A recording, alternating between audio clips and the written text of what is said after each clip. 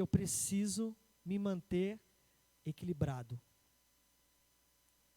Eu preciso me manter equilibrado e não equilibrado quando tudo vai bem. Eu preciso buscar esse equilíbrio principalmente quando as aflições vêm, quando as angústias vêm, quando os ventos sopram contrário, quando tudo parece que vai contrário. Eu não vou me desequilibrar, eu vou me manter equilibrado, porque eu sou justo. O que é ser justo? Que a Bíblia diz que José era um homem justo. O que é ser justo? Eu sou discípulo de Jesus. Como foi pregado ontem, eu sou filho de Deus. Eu tenho em mim, dentro de mim, a chama do Espírito Santo. Então, eu vou buscar no Senhor me equilibrar, principalmente no dia de maior angústia e opressão que eu viver. Quando soube José da gravidez de Maria, ele não se precipitou nem a julgá-la e nem a submetê-la aos rigores da lei da época que era direito dele. Se automaticamente ele se desequilibra com aquela, porque, irmãos, até o momento, quando José intenta deixá-la secretamente, José não tem a informação de Deus. Ele só tem a informação dela. E naquele momento ele podia simplesmente levantar: você me traiu. Ou ele poderia também, naquele momento, se precipitar, e ela poderia ter sido violentada, que era algo também muito comum para aquela época. Mas ele não se precipitou. José, ele não cometeu e não sofreu e não se apropriou do grande mal desse tempo que nós estamos vivendo, que é o mal chamado ansiedade. E ansiedade é excesso de amanhã no hoje. Excesso de amanhã no hoje nos deixa doente. E essa doença é maldita, irmãos. Essa doença chamada ansiedade é maldita demais. Porque ela fica tentando fazer você acessar um tempo do qual você não tem acesso. Acessar um tempo do qual você não tem condições de ir até lá. Você não tem condições de viver amanhã. Não tem qualquer possibilidade de você saber o que vai acontecer segunda-feira. Nós vemos aqui, nós somos pessoas de fé, né? Porque eu acabei de anunciar aqui, irmãos, amanhã à noite vai ter obra aqui na igreja. Isso é uma palavra de fé, Paulão. Porque eu não sei, absolutamente não sei se amanhã à noite nós estaremos vivos. Gostaria que tivéssemos. A gente sempre tenta pela vida. Mas isso é fé. Eu estou ansioso porque amanhã... Desde que essa ansiedade seja só um sentimentozinho gostoso, beleza. Mas o problema é quando a gente quer projetar a nossa vida daqui lá. A gente fica assim: nossa, um dia eu vou ficar doente, velhinho. Nossa, um dia vai acontecer isso comigo. Imagina, a gente fica pensando: como será que vai ser minha morte? Fica projetando a vida. E aí a gente sente alguma coisa e a gente fica tentando acessar um futuro. Isso aqui que eu senti despertou um negócio, hein? Eu acho que tem um negócio aí, hein? E a gente fica sempre projetando o futuro e tentando se colocar no lugar. José conseguiu respirar fundo e pensar: bom, eu preciso agir com sabedoria. E a sabedoria dele, mesmo sentindo, era: eu não vou colocá-la a julgamento. Eu não vou levantar uma bandeira de julgamento sobre ela, eu vou me manter. E qual que foi o resultado? O resultado desse equilíbrio que José conseguiu ter no dia da angústia, no dia da ira. Irmãos, casamentos acabam no dia da ira. Amizades acabam no dia da ira. Relacionamento de pai e mãe acabam no dia da ira. Morte acontece no dia da ira. O que acontece no trânsito no dia da ira, do desequilíbrio? E José respirou. E o que aconteceu? À noite ele dorme. Engraçado Deus não aparecer para ele primeiro, sabe? Não é interessante? Porque se Deus aparece, a gente sempre fica tentando ajudar. Oh Deus, se o Senhor tivesse aparecido primeiro para José, aí não teria acontecido isso. Mas por que Deus apareceu primeiro para Maria? Por que o anjo fala com a Maria, deixa um problema na José? Sabe por quê? Porque José, não foi só Maria que foi escolhida, José foi escolhido para ser pai dele. Porque Deus sabia da qualidade desse homem. Deus sabia do revestimento de equilíbrio que ele tinha dentro dele. Deus sabia que ele não ia sair fazer bobagem. Deus não erra nas suas escolhas, meu irmão.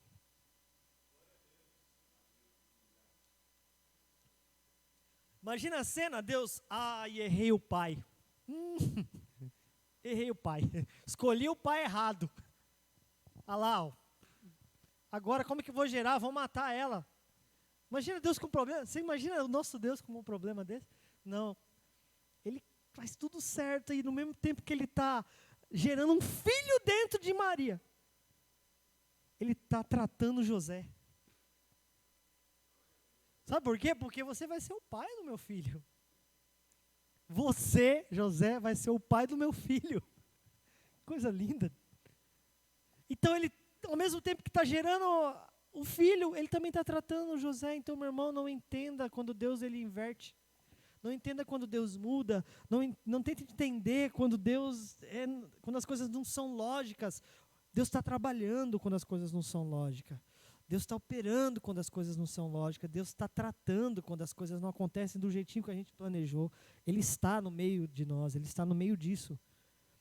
Não perca o equilíbrio. Não se desespere. Aleluia. Glória a Deus.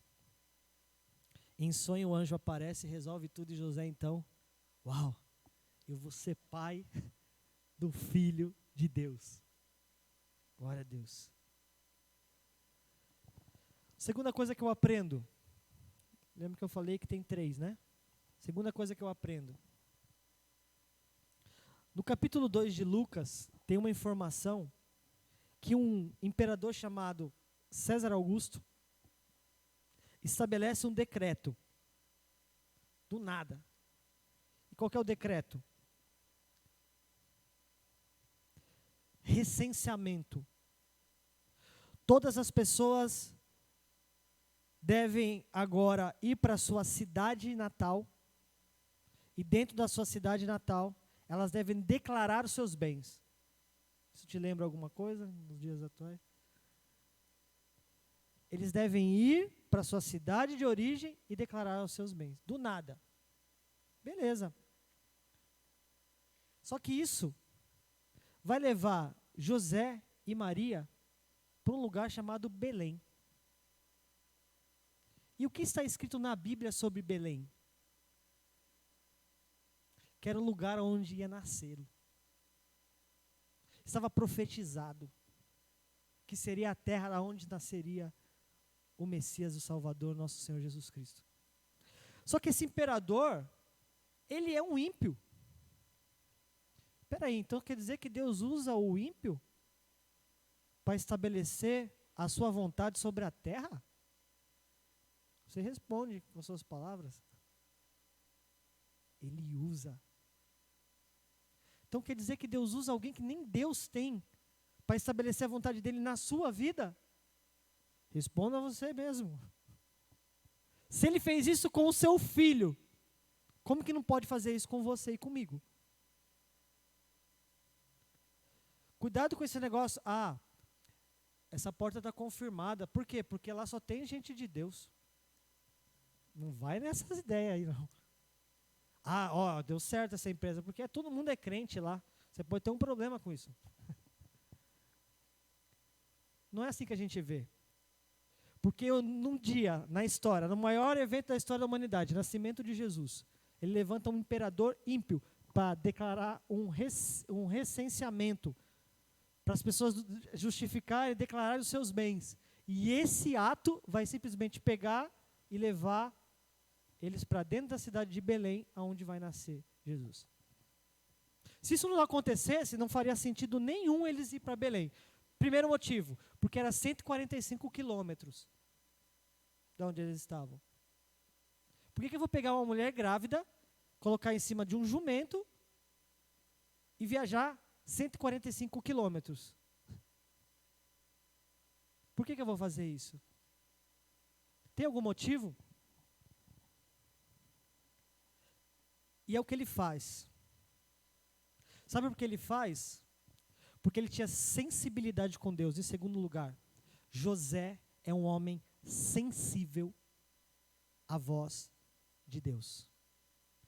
Em primeiro lugar, ele é equilibrado. Em segundo lugar, ele é sensível à voz de Deus. Sabe por quê? Porque eu fui ler sobre esse recenseamento e eu descobri que recenseamento, pastor, quem ia era o chefe da família. José não precisava levar Maria para Belém. Não tem uma lógica desse homem pegar essa mulher grávida, colocar no lombo do animal e viajar 145 quilômetros. Não tem qualquer lógica, só tem uma lógica. Ele sabia o que ele estava fazendo. Ele sabia que era a vontade de Deus. Que poder tem num homem que sabe qual é a vontade de Deus? Que poder tem um homem, quando eu digo homem no sentido de humanidade, que ouve a voz de Deus, que toma decisões baseadas nela, que tem sensibilidade para ouvir. Ele pega essa mulher e ele vai para Belém.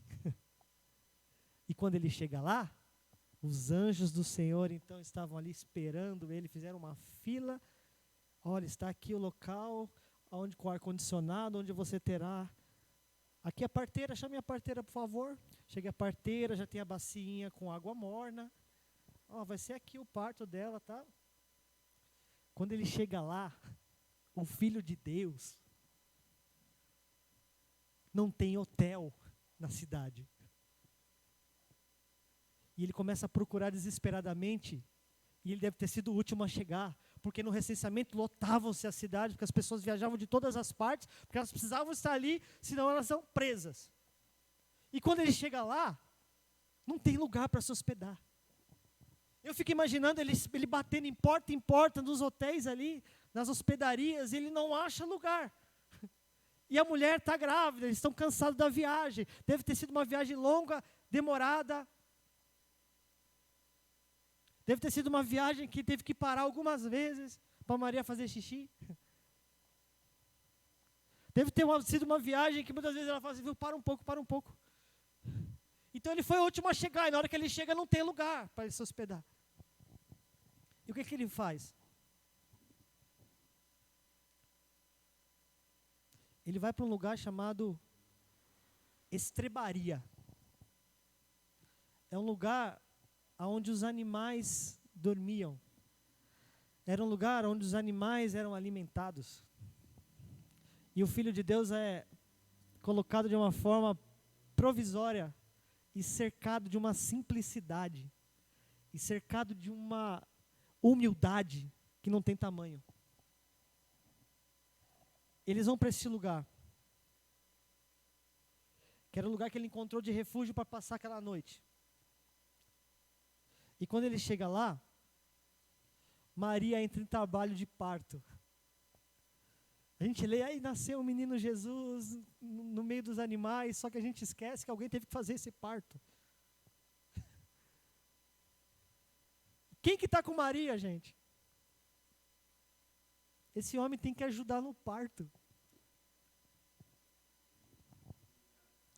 Esse homem tem que ajudar no parto. Tá os dois ali, eles têm que ajudar no parto. Ele tem que ajudar.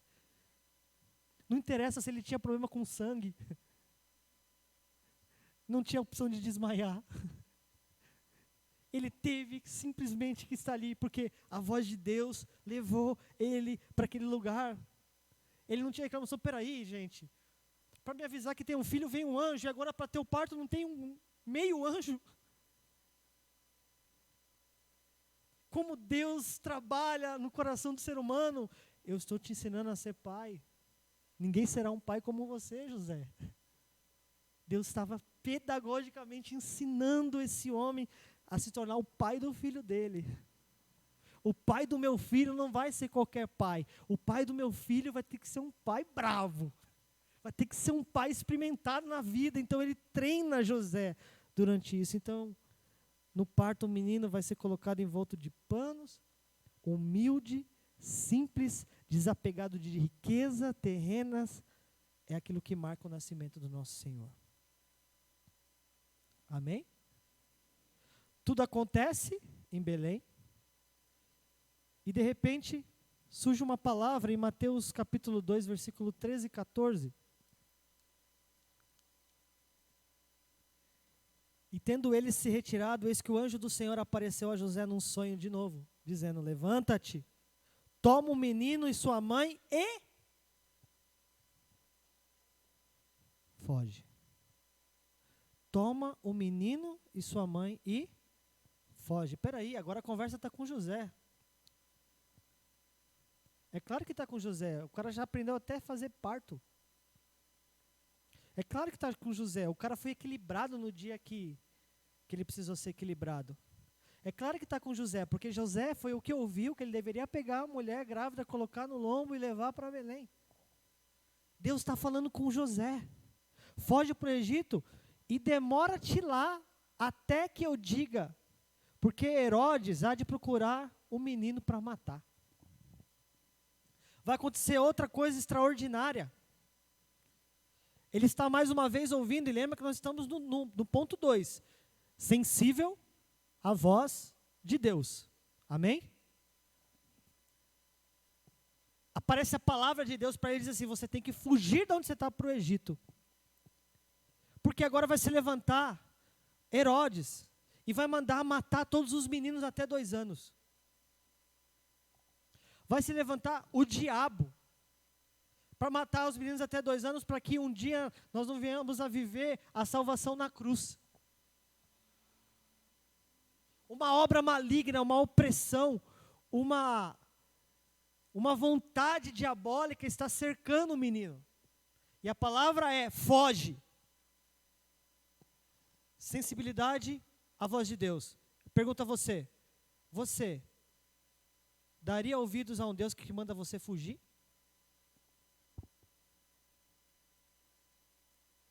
As coisas com Deus são assombrosas. São assombrosas. Foge? Mas não dá para a gente ficar aqui, o Senhor colocar os anjos ao nosso redor e simplesmente vem alguém matar, morre. Passou dessa linha, morre. Não era mais fácil? Mas não, Deus não trabalha assim. Deus, ele trabalha junto com a humanidade.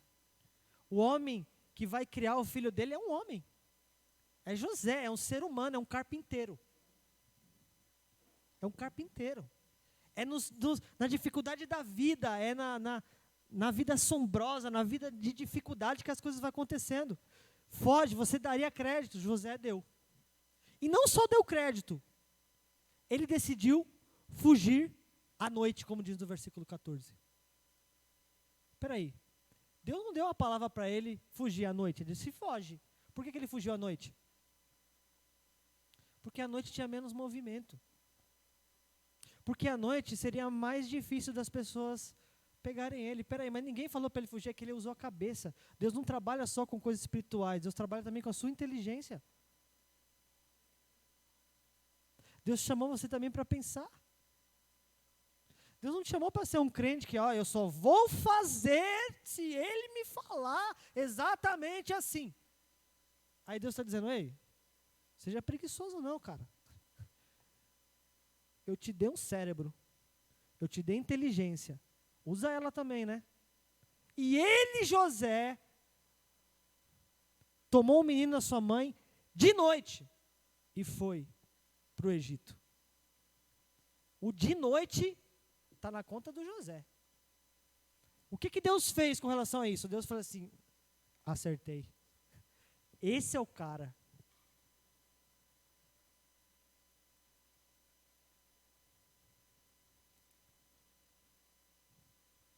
Versículo 19.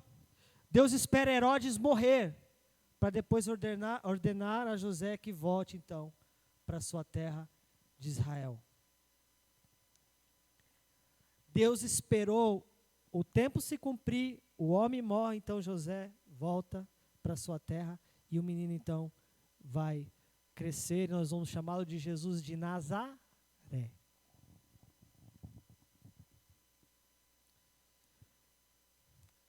Depois disso tudo, a Bíblia nos mostra as pessoas associando Jesus com a figura de José. Mateus 13, versículo 55, está escrito: não é este o filho do carpinteiro? As pessoas falando sobre Jesus. Não se chama sua mãe Maria, os seus irmãos Tiago, José, Simão e Judas? Lucas 4, 22.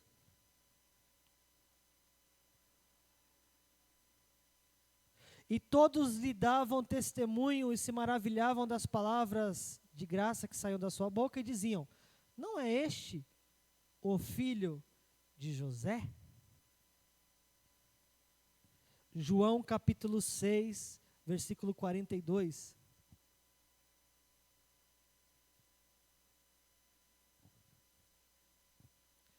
Não é este Jesus, filho de José, cujo pai e mãe nós conhecemos? Como, pois, diz ele, desci do céu? Quando as pessoas olhavam para José, para Jesus, elas associavam a figura de José. Porque ele era o pai do Filho de Deus. Porque ele foi um homem equilibrado no dia que teve que ser. Porque ele foi um homem sensível à voz de Deus. E porque ele entendeu, em terceiro lugar, que o grande chamado dele era deixar um legado. Nós não estamos passando por essa terra à toa. Nós estamos passando por essa terra para deixar um legado para a nova geração que está chegando. A vida de José foi tão marcante, tão especial, tão forte a respeito de Jesus, que as pessoas, ao olharem para Jesus, elas logo associavam a figura do seu pai. Um homem que passa desapercebido, tanto é que a Bíblia fala muito pouco sobre ele. Só que quando nós começamos a mergulhar, né, dentro da história, como fizemos aqui, nós vemos o tamanho do poder que Deus tem em criar um ser humano para a glória dele. Que Deus crie você como um ser humano para a glória dele. Que você tenha virtudes como essa, a virtude de ser equilibrado, de ser obediente. Que você tenha essa virtude na sua vida de entender que você precisa estar sensível à voz de Deus e à direção. E que você, em último lugar, entenda que você está rodeado por uma nuvem de testemunhas. Pessoas estão observando a tua vida, pessoas estão observando as suas decisões. Deus está, mas pessoas também estão. E Deus está esperando que você deixe um legado na sua história de vida, na sua história de caminhada. Fique com essa palavra no teu coração, em nome de Jesus. Vamos colocar de pé por um instante e vamos orar. Deus Todo-Poderoso, nós queremos aqui agora colocar diante de Ti